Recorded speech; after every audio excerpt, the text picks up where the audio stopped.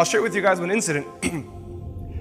A few years back in Chicago, there was a lady whose son was very sick.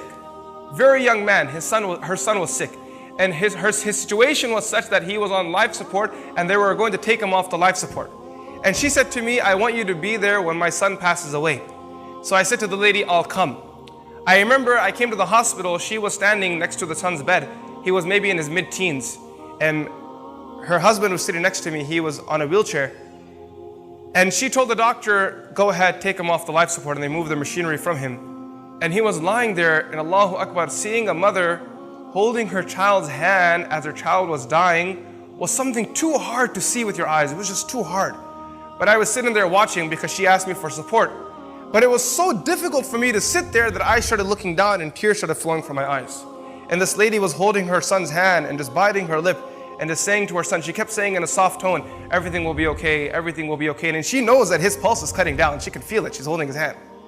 And then she says to the doctor, when the final moments come, let me know. The doctor said to her, these are the final moments now. So Allahu Akbar, this lady, she leaned forward and she kissed her child and she stopped right there.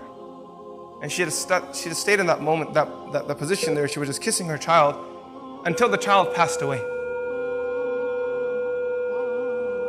After the child passed away, I stood up to greet her. I said, Auntie, I apologize for not being able to give you the support at this tough moment because I was breaking down in tears myself. She said to me, son, I didn't invite you to give me support. For that I have Allah. I've learned that through the years. The only one you can rely on is Allah. However, the reason why I called you here is because I wanted you to be witness that I loved my son. See, a few weeks ago, my son and I had an argument. And he fell ill while we were in the state of that argument. I didn't get a chance to tell him how much I loved him. And then she said to me, Wallahi al-Azim, I swear by Allah, the day he was born, it was these hands that first brought him into the world.